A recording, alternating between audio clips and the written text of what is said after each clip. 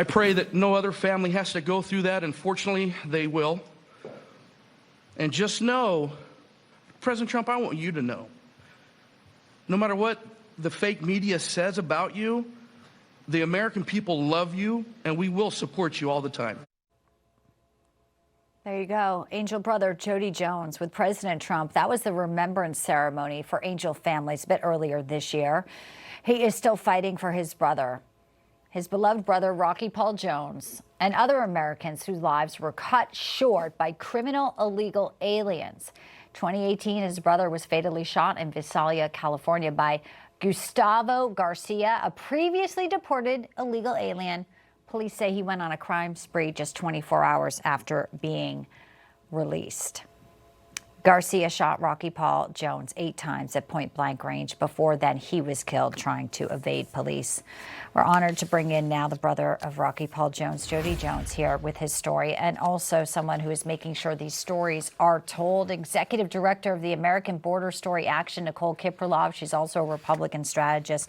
Welcome in to the program. It's great to see you both. Jody, you know, one thing that just struck me as you were there with the president, it's so powerful. You said, I hope no one has to endure this, but they will.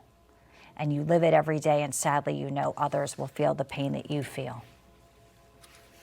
That's 100% correct. This is why I do this.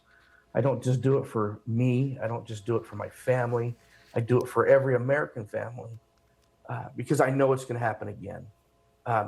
That's why you have to ask yourself this. I want you guys to ask yourself one question.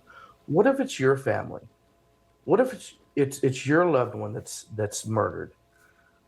Because our government, the very first duty of a government is to protect their citizens, not somebody else's citizens. And in California, SB 54, it's Senate Bill 54 in 2017. That made the sanctuary city law statewide, and that severed law enforcement officers, local law enforcement, to have any kind of cooperation with federal officers.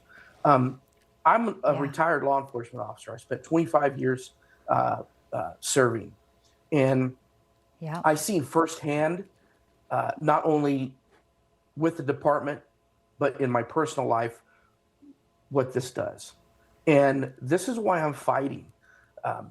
This person that murdered my brother, he was arrested, released within 24 hours. He murdered my brother. He shot him 8 times at point blank range.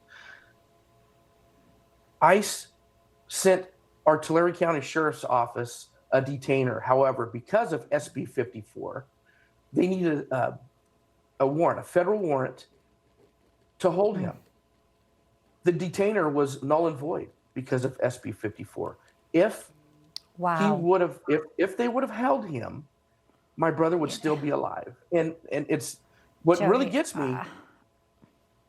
I could go on and on, really, because you hear these socialists. Well, I mean, that's why these stories are so powerful. We need people to understand that these laws that people like Kathy Hochul are putting in place, they have consequences. Nicole, you're fighting to let people have awareness. Jody's story is heartbreaking for his brother, Rocky, but he's not alone. I mean, you have countless stories of Angel families.